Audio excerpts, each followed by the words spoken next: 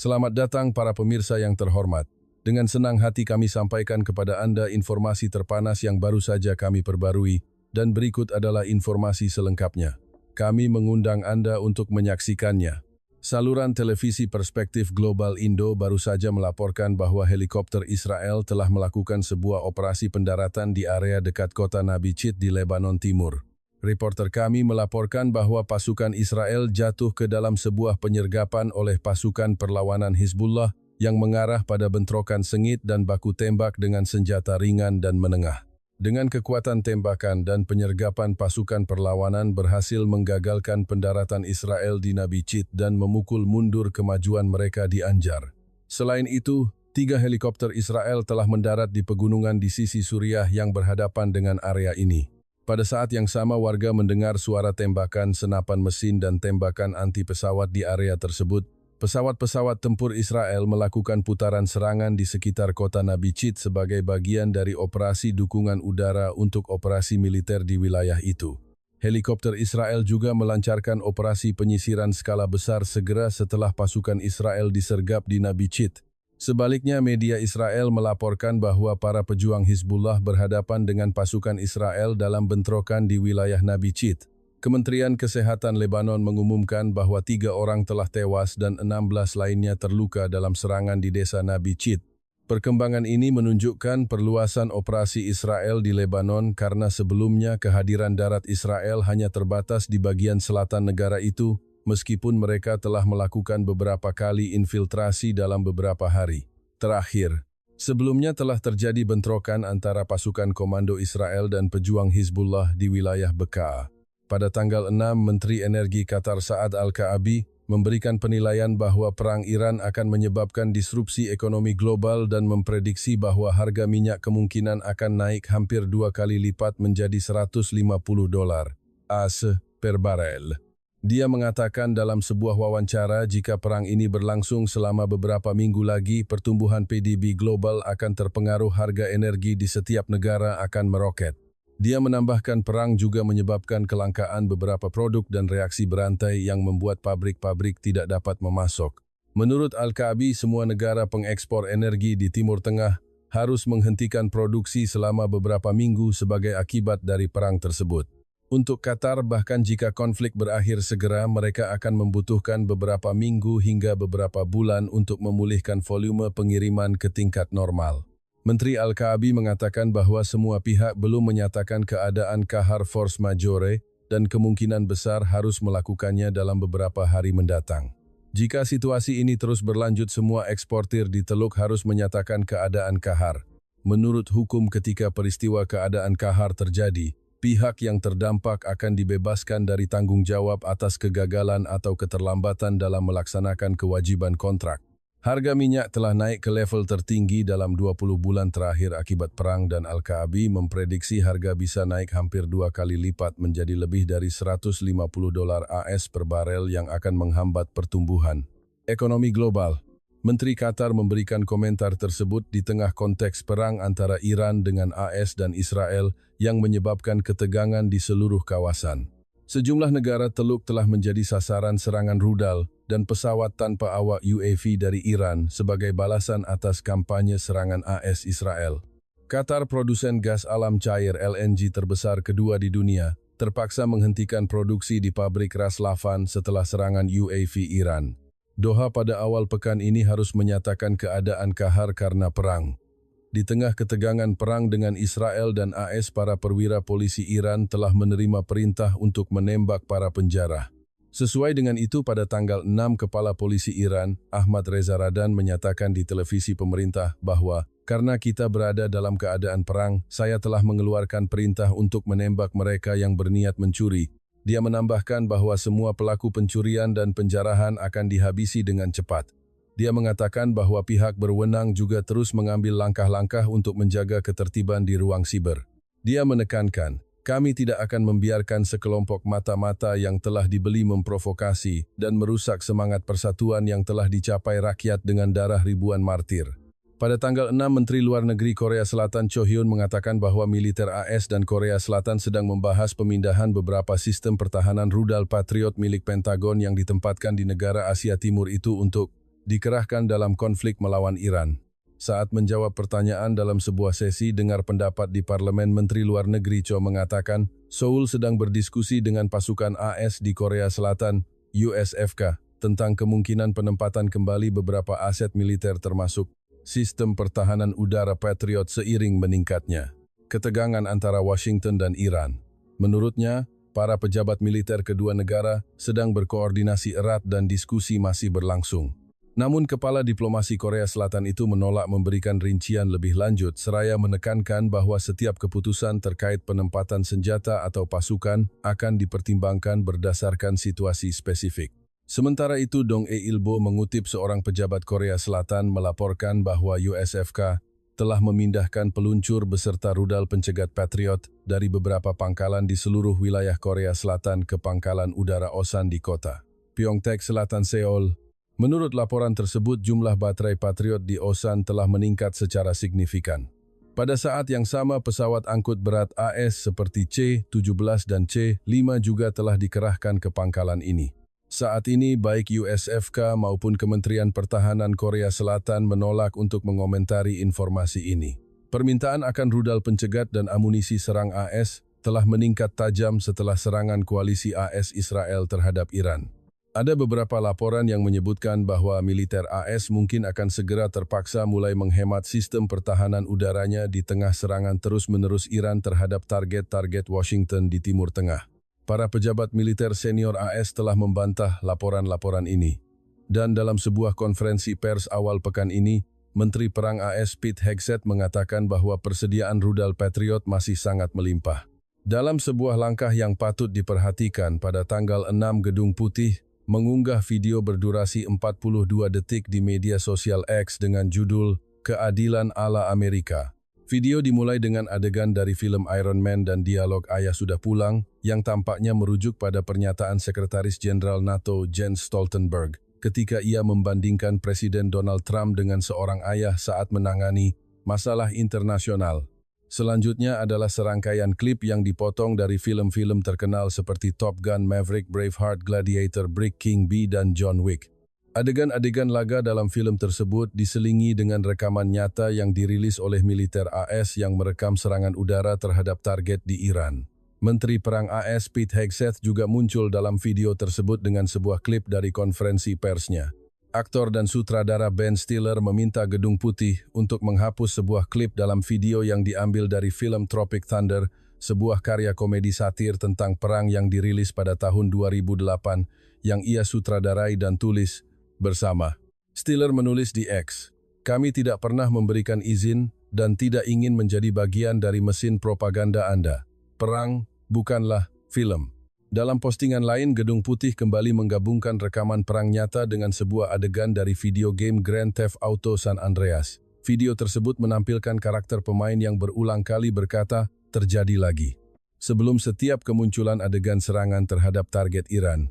Menurut para ahli, video-video tersebut sangat kental dengan gaya komunikasi kontroversial yang mengabaikan norma-norma kepresidenan AS untuk memanfaatkan tren sindiran dan serangan di dunia maya. Ini adalah gaya yang sering terlihat di akun media sosial Presiden Donald Trump. Bulan lalu, Trump pernah dikritik karena rasisme ketika ia mengunggah video yang menggabungkan wajah mantan Presiden Barack Obama dan istrinya dengan gambar monyet. Di awal masa jabatannya, ketika jutaan demonstran turun ke jalan di seluruh Amerika untuk memprotes gaya kepemimpinannya. Presiden Trump juga mengunggah video yang dibuat oleh AI yang menampilkan dirinya mengenakan mahkota dan menerbangkan jet tempur berlabel Raja Trump yang sedang menjatuhkan limbah ke kerumunan yang marah. Pada tanggal 6, AFP mengutip sumber dari pemerintah India melaporkan bahwa negara itu telah mengizinkan kapal pendarat Iris Lavan masuk ke pelabuhan dan menyediakan akomodasi untuk awaknya setelah kapal perang Iran tersebut melaporkan mengalami masalah. Sumber tersebut menyatakan bahwa kapal pendarat Iris Lavan telah merapat di pelabuhan Kochi pada tanggal 4 dan 183 awak kapal tersebut ditempatkan di fasilitas angkatan laut di kota itu. Kantor berita Gulf News sebelumnya mengutip pejabat India yang mengatakan bahwa Angkatan Laut Iran telah menghubungi mereka sejak tanggal 28 untuk meminta izin agar Iris Lavan dapat merapat darurat di pelabuhan Kochi. Setelah kapal tersebut mengalami masalah teknis saat berpartisipasi dalam parade Angkatan Laut India menyetujui permintaan dari Iran pada tanggal 1. Iris Lavan merapat di pelabuhan India pada hari yang sama. Pentagon mengumumkan bahwa sebuah kapal selam AS telah menenggelamkan fregat Iris Dena di Samudra Hindia.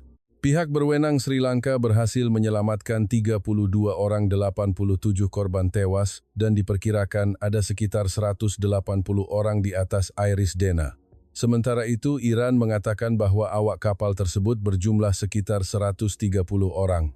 Pemerintah Sri Lanka pada tanggal bulan ini mengkonfirmasi telah menerima kapal pendukung Iris Bushehr milik Angkatan Laut Iran setelah kapal tersebut melaporkan masalah mesin dan meminta izin merapat darurat. Ketiga kapal Iris Lavan, Iris Dena, dan Iris Bushehr semuanya merupakan bagian dari armada Angkatan Laut Iran yang berpartisipasi dalam kegiatan latihan diplomatik di India sebelum konflik Timur Tengah meletus. Departemen Kehakiman AS baru-baru ini merilis 16 halaman dokumen tambahan dari Biro Investigasi Federal FBI terkait kasus Epstein yang berisi kesaksian tuduhan sensitif yang melibatkan Presiden Donald Trump. Secara spesifik, dokumen ini berisi 3 ringkasan wawancara FBI dengan seorang wanita yang menuduh Presiden Trump telah melecehkannya beberapa dekade yang lalu.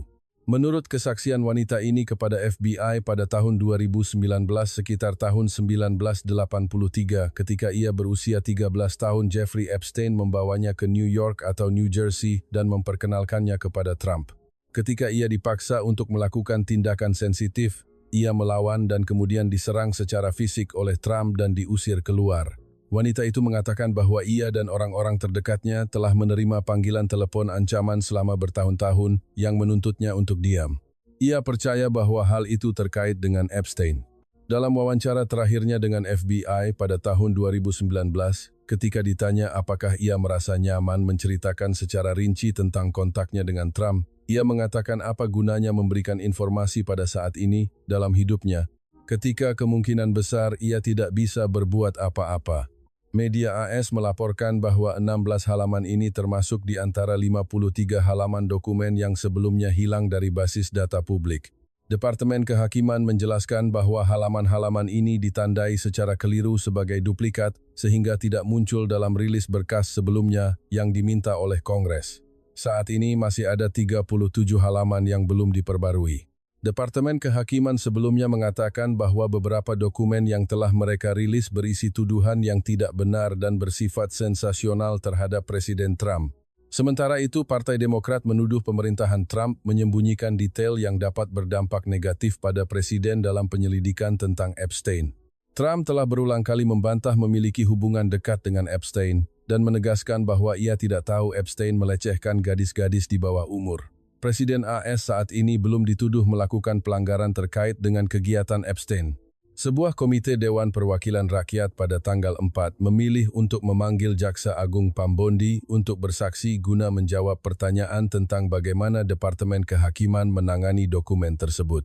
Dalam sebuah postingan di media sosial X pada tanggal 6, Presiden Iran Masoud Pezeshkian mengungkapkan informasi bahwa beberapa negara telah memulai upaya mediasi untuk mengakhiri konflik dengan AS dan Israel, tetapi tidak menyebutkan nama negara-negara tersebut. Pemimpin Iran itu kemudian menekankan bahwa setiap negosiasi harus ditujukan kepada mereka yang memulai perang. Pezeshkian menulis di X, beberapa negara telah memulai upaya mediasi. Biar saya perjelas, kami berkomitmen pada perdamaian abadi di kawasan ini, tetapi kami juga tidak ragu untuk membela martabat dan kedaulatan bangsa kami. Mediasi harus ditujukan kepada mereka yang meremehkan rakyat Iran dan menyulut konflik ini. Di pihak AS, Presiden Trump menekankan dalam sebuah postingan di media sosial Truth Social pada tanggal 6 bahwa tidak akan ada kesepakatan dengan Iran kecuali negara itu harus menyerah tanpa syarat. Setelah penyerahan itu, menurut Trump akan dimulai proses pemilihan para pemimpin yang baik dan dapat diterima di Iran, sebuah isyarat tentang perubahan rezim saat ini di Teheran. Pemimpin AS itu kemudian menegaskan bahwa Washington bersama sekutu dan mitranya akan berkoordinasi untuk mengubah Iran dari negara di ambang kehancuran menjadi negara dengan ekonomi yang lebih besar dan lebih kuat. Trump menekankan bahwa Iran akan memiliki masa depan yang cemerlang. Pemimpin AS itu mengakhiri pesannya dengan kalimat membuat Iran hebat kembali yang diambil dari slogan terkenalnya membuat Amerika hebat kembali. Sementara itu menjelaskan pernyataan Presiden Trump bahwa AS hanya akan menerima penyerahan tanpa syarat dari Iran. Sekretaris Pers Gedung Putih, Karoline Leavitt, mengatakan bahwa AS akan menganggap Iran dalam keadaan menyerah tanpa syarat. Begitu Presiden menentukan bahwa Teheran tidak lagi menjadi ancaman bagi Washington. Juru bicara Gedung Putih itu menjelaskan, maksud Presiden adalah ketika beliau sebagai Panglima Tertinggi Angkatan Bersenjata AS menentukan bahwa Iran tidak lagi menjadi ancaman bagi AS dan tujuan dari kampanye operasi kemurkaan mengerikan telah tercapai sepenuhnya, maka Iran pada dasarnya akan berada dalam keadaan menyerah tanpa syarat terlepas dari apakah mereka mengakuinya sendiri atau tidak. Leavitt menambahkan operasi militer AS terhadap Iran dapat berlangsung selama 4 hingga 6 minggu, sambil menambahkan bahwa AS sudah sangat dekat untuk mengendalikan wilayah udara Iran. Leavitt menegaskan bahwa AS memiliki persediaan senjata yang cukup untuk memenuhi semua kebutuhan operasional di Iran. Ia juga mencatat bahwa Presiden AS ingin terlibat dalam pemilihan pemimpin Iran berikutnya dan AS sedang mempertimbangkan beberapa kandidat potensial untuk memimpin Iran. Sekretaris Pers Gedung Putih itu menambahkan, saya tahu ada beberapa orang yang sedang dipertimbangkan oleh Badan Intelijen dan pemerintah AS, tetapi saya tidak akan berkomentar lebih lanjut tentang itu. Di tengah eskalasi konflik geopolitik yang semakin meningkat, dunia menyaksikan sebuah babak baru dalam sejarah peperangan, yaitu infiltrasi serangan militer ke dalam infrastruktur digital. Pada awal Maret, Iran melakukan serangan menggunakan pesawat tanpa awak UAV, menargetkan pusat data Amazon Web Services AWS di Uni Emirat Arab UAE dan Bahrain. Ini bukan hanya sebuah serangan balasan dalam konflik AS Israel-Iran, tetapi juga menandai pergeseran strategis di mana awan cloud, simbol dari kekebalan digital, menjadi target fisik di darat. Insiden ini tidak hanya menyebabkan gangguan layanan regional, tetapi juga menimbulkan pertanyaan besar tentang kerentanan fondasi internet global, memaksa para ahli dan pemerintah untuk memikirkan kembali cara melindungi infrastruktur digital di era perang masa depan. Pada tanggal 1, laporan pertama tentang serangan mulai menyebar. Menurut pengumuman resmi dari Amazon, 2 pusat data di UAE diserang langsung oleh UAV, sementara 1 fasilitas di Bahrain mengalami kerusakan akibat ledakan UAV di dekatnya. Serangan-serangan ini menyebabkan kerusakan serius, termasuk kerusakan struktural pada bangunan pemadaman listrik yang berkepanjangan, gangguan pada sistem pendingin, dan aktivasi sistem pemadam kebakaran yang menyebabkan banjir di ruang server. Beberapa server dan sistem jaringan hancur total, memaksa AWS untuk mengevakuasi staf darurat di salah satu fasilitas di Dubai. Banyak layanan inti AWS seperti EC2, layanan komputasi awan, S3, penyimpanan data, dan DynamoDB basis data terganggu di Timur Tengah. Bisnis yang bergantung pada infrastruktur ini, dari perbankan hingga layanan keuangan digital, mengalami pemadaman massal. Sebagai contoh, aplikasi pengiriman dan ride-hailing Careem, serta layanan pembayaran ala Unpay, terkena dampak parah yang menyebabkan gangguan pada rantai pasokan dan transaksi keuangan. Meskipun sistem cadangan AWS mencegah insiden menyebar lebih luas, banyak layanan harus dialihkan ke pusat data lain di Eropa atau Asia, menyebabkan peningkatan beban dan keterlambatan. Hingga tanggal 6, Amazon mengkonfirmasi bahwa proses pemulihan akan memakan waktu lama dan merekomendasikan pelanggan untuk membuat salinan cadangan data, serta mempertimbangkan untuk memindahkan beban kerja keluar dari Timur Tengah karena lingkungan operasi yang tidak dapat diprediksi. Ini adalah pertama kalinya dalam sejarah sebuah perusahaan teknologi besar AS seperti Amazon menjadi target langsung dari tindakan militer, menandai transisi dari perang siber ke serangan fisik terhadap infrastruktur digital. Postingan di platform X dari pengguna lokal menggambarkan kondisi bank yang lumpuh dan kehilangan data besar-besaran, menyoroti dampak yang meluas pada kehidupan sehari-hari. Iran menganggap pusat data AWS sebagai pendukung operasi militer dan intelijen AS dan memilihnya sebagai target simbolis. Garda Revolusi Islam Iran (IRGC) telah menyatakan melalui media pemerintah bahwa serangan tersebut bertujuan untuk menyoroti peran pusat-pusat data ini dalam mendukung musuh, mengenai alasan Amazon menjadi target. Pertama, karena AWS adalah penyedia cloud terbesar di dunia, menguasai sekitar 31% pangsa pasar global hingga tahun 2026. Sistem ini menyimpan data untuk pemerintah, bank, universitas, dan layanan online yang tak terhitung jumlahnya dari Netflix hingga platform e-commerce. Dengan puluhan region dan zona ketersediaan yang terhubung dengan kecepatan tinggi, AWS dirancang untuk menahan kegagalan lokal, tetapi serangan serentak dapat mengganggu keseimbangan beban dan menyebabkan gangguan besar. Kedua AWS memiliki hubungan erat dengan pemerintah AS menjadi mitra utama Departemen Pertahanan dan badan-badan intelijen pusat. AWS menyediakan layanan cloud untuk kontrak-kontrak sensitif, termasuk penyimpanan data militer dan intelijen. Iran menganggap ini sebagai sistem saraf digital AS dan Barat. Menyerangnya memiliki nilai simbolis yang tinggi bertujuan untuk melemahkan kekuatan ekonomi dan teknologi AS. Ketiga, infrastruktur data semakin dianggap sebagai aset strategis yang setara dengan pembangkit listrik atau pipa minyak. Pusat data menampung data keuangan, pertahanan, logistik, dan e-commerce, yang merupakan elemen kunci bagi ekonomi digital. Dalam konteks perang yang meluas ke ranah digital, pusat data menjadi target alami terutama ketika mereka berlokasi di area sensitif seperti Teluk. Para ahli teknologi menilai serangan ini sebagai titik balik besar. Seorang profesor keamanan siber di Universitas Notre Dame menekankan, komputasi awan bukanlah keajaiban, ia masih bergantung pada fasilitas fisik di darat. Meskipun dilindungi secara ketat dengan pagar kamera dan sistem keamanan, pusat data tidak dirancang untuk menahan rudal atau UAV militer.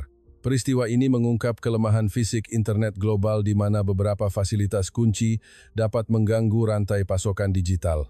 Selain itu, ini menyoroti konvergensi antara ruang siber dan fisik. Alih-alih meretas dari jarak jauh, kini penyerang dapat langsung menyerang tempat server berada, menggabungkan perang siber dengan aksi militer. Hingga kini, informasi dari Bloomberg menunjukkan bahwa Israel dan AS juga telah menyerang dua pusat data di Teheran. Salah satunya terkait dengan IRGC menunjukkan tren saling balas. Ini adalah pertama kalinya Big Tech menjadi korban langsung perang, mengubah cara pandang tentang peran korporasi seperti Amazon, Microsoft, dan Google. Mereka tidak lagi hanya entitas komersial murni, tetapi dianggap sebagai instrumen kekuatan nasional. Peristiwa ini dapat mengarah pada militerisasi internet dengan perusahaan-perusahaan berinvestasi pada pusat data di dalam bunker gua gunung atau bahkan di bawah laut untuk meningkatkan perlindungan. Beberapa perusahaan telah meneliti model seperti itu dan investasi di infrastruktur data diperkirakan akan melonjak untuk mendiversifikasi penyimpanan. AWS merekomendasikan pelanggan untuk merestrukturisasi infrastruktur mereka, mendorong tren penyebaran aplikasi data dan layanan cloud di beberapa wilayah geografis yang independen dan terdistribusi. Perusahaan seperti Nvidia dan Google juga untuk sementara menutup kantor mereka di Dubai dengan karyawan terjebak di tengah konflik. Dalam jangka panjang ini bisa memperlambat ambisi AI di Teluk di mana UAE dan Bahrain sedang menginvestasikan miliaran dolar di pusat data. Menurut para ahli, peristiwa ini menandai konvergensi antara ruang siber dan fisik, di mana perang siber tidak lagi terpisah, tetapi menyatu dengan aksi militer tradisional. Ini meningkatkan risiko konflik teknologi di mana Big Tech menjadi target strategis dan alat pencegahan. Para ahli memperingatkan tentang perang infrastruktur digital yang berfokus pada melumpuhkan ekonomi, mengganggu internet, dan menciptakan kekacauan finansial alih-alih menghancurkan militer. Di era digital, metode ini lebih efektif daripada perang tradisional, terutama karena AS mengontrol sebagian besar infrastruktur internet global. Selain itu, ini berdampak pada kabel serat optik bawah laut dan satelit. Selat Hormuz dan Laut Merah menjadi titik kemacetan. Jika tren ini berlanjut, dunia mungkin akan menyaksikan fragmentasi internet dengan negara-negara membangun infrastruktur independen untuk menghindari risiko geopolitik. Serangan ini mengungkap tiga tren besar dalam perang modern. Pertama, data menjadi sumber daya strategis yang setara dengan minyak dan listrik. Kedua, Big Tech adalah aktor geopolitik tidak lagi berada di luar konflik. Ketiga, perang meluas ke ruang fisik digital dengan pusat data, kabel optik, dan satelit menjadi target. Ini memaksa pemerintah dan bisnis untuk berinvestasi dalam sistem keamanan berlapis yang menggabungkan teknologi dan militer. Serangan Iran terhadap pusat data Amazon AS bukan hanya bagian dari konflik Timur Tengah tetapi juga sinyal peringatan untuk masa depan peperangan. Jika abad ke-20 berfokus pada pabrik dan fasilitas energi, maka abad ke-21 akan menyaksikan infrastruktur data menjadi urat nadi ekonomi global. Ketika perang memasuki ruang komputasi awan, dunia perlu bersiap untuk era baru, di mana keamanan digital bukan lagi masalah teknis melainkan masalah kelangsungan hidup yang strategis. Hingga hari ini saat asap dan debu dari serangan masih tersisa, komunitas internasional perlu bertindak untuk melindungi infrastruktur bersama untuk menghindari terulangnya tragedi seperti ini.